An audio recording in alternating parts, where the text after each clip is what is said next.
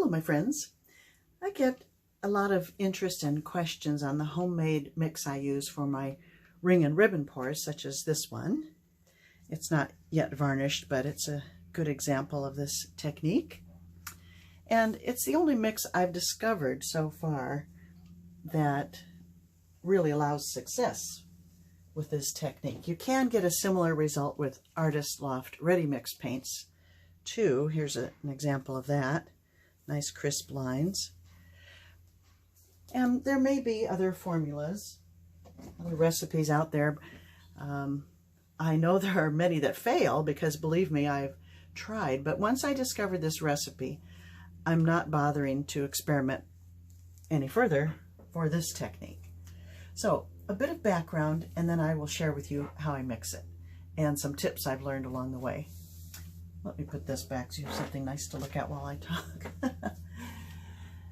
This recipe was invented by Dan Hodges, a wonderfully creative and kind guy. He doesn't have a YouTube channel, but he does have a small Facebook group called Whimsical Science, and you can find him on Instagram under the same name, I believe.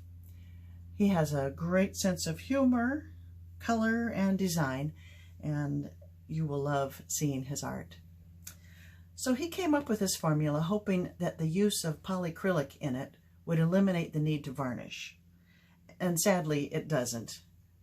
It does have a little bit of a sheen, but not the shine that you might hope to get. But it does work magically with the Floetrol and the glue to create a lovely pouring medium that allows the colors to remain vivid and lines that, well, I like to pour these lines and they keep pretty crisp and clear. They don't just melt into the background. I always give the full recipe and credit to Dan in the description box below my videos. So I'm going to give it to you here, but I'll also write it down below. So feel free to look. So let's get to it. First of all, if you're going to use polycrylic in either in your PM or your finish coat, be sure to work in a well-ventilated area. For that matter, any of these components we're talking about should have, you should take proper precautions. I always have my studio windows open wide for ventilation because I'm blessed to live in an area where I can do that practically year-round. Okay, so the recipe is 3 parts Floetrol, 3 parts Minwax polycrylic. Oh, I should have, I can't tip this up now, but polycrylic water-based, and 2 parts of a glue and water mix.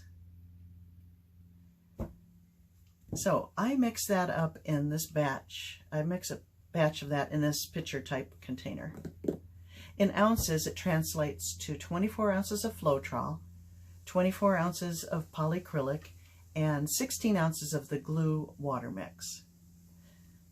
So I mix the glue and water in a little pitcher, and that's a ratio of 3 to 1. So 3 parts glue, 1 part water. So when I first get the pitcher, I measure 24 ounces of water and I pour it in here and I draw a line. Then I add another 24 ounces of water and I draw a line. And then I pour in 16 ounces of water and guess what I did? I drew a line.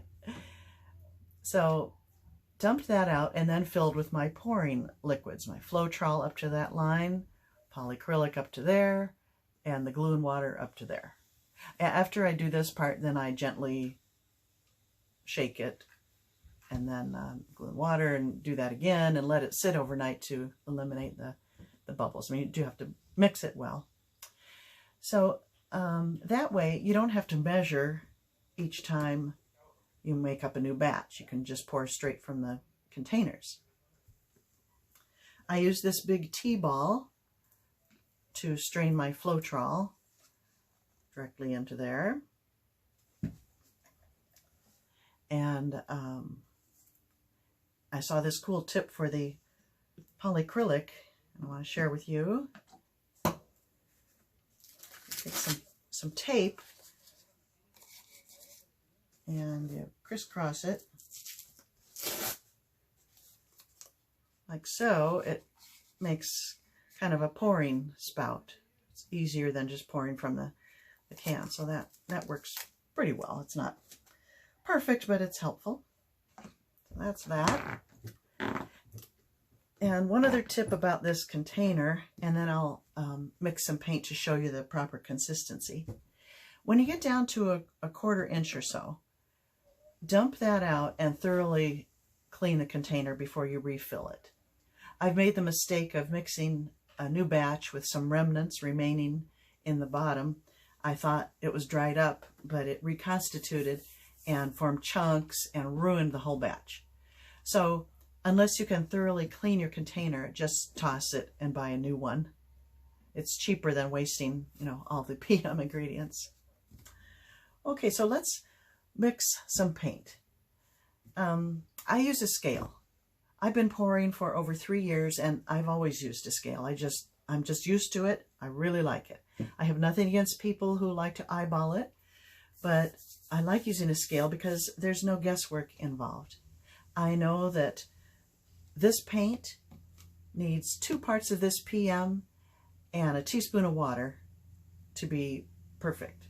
There's no, oh, it's too thick, I better add some more water. Oh, I gotta add some more water. Oh, now it's too thin, I better add some more paint, So in my opinion, it's both a time saver and a material saver to use a scale.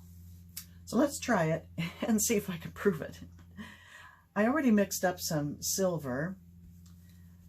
Now the silver was 1.5 parts paint to, no, 1 part paint to 1.5 parts PM, and it's the perfect consistency. Let me bring it up as close as I can and show you. There's a little bit of a mound for this technique. It's a little on the thick side,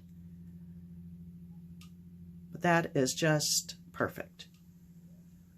The sad thing is you can't get this silver paint anymore. This is Artist Loft. They've stopped making it. I happen to have 1 bottle left, and in gold, I have a bottle of gold, but they're not making that anymore.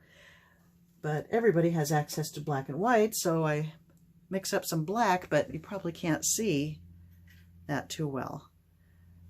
The black is mixed 2 to 1, as I mentioned, and a teaspoon of water, 1 ounce of paint, 2 ounces of pouring medium, 1 teaspoon of water, and that's the perfect consistency. So if you use that recipe, mix that up, you will see what I like to get, and then just match your other paints and PM until you get this consistency, and you should have success.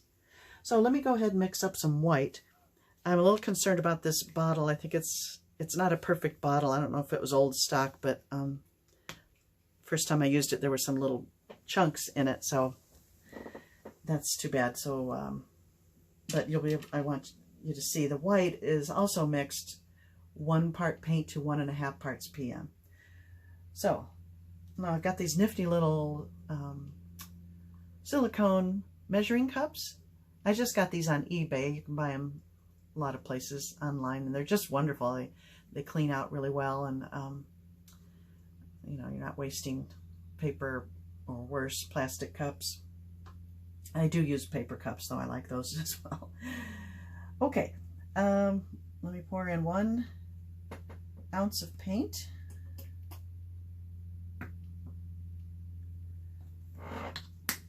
You don't need to, actually I put 1.1, sorry.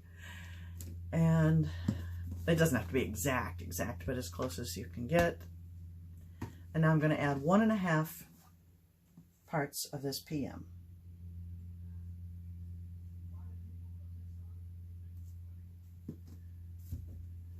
And the white doesn't usually require any more water, so mixy, mixy, mixy. I'm going to be doing a ring and ribbon pour in black, white, silver, and gold. I've been doing them with a lot of bright colors, but I've not tried that combination yet, so I'm preparing to do that, but not on this video. I don't want this to be too long.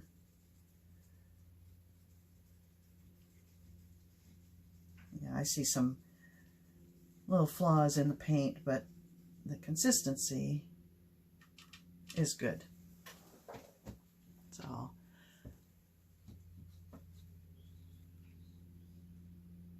that's good. Leaves a bit of a mound, a ribbon, but it's nice and flowy. And this paint, it's a bit on the thick side for this technique, just a fraction.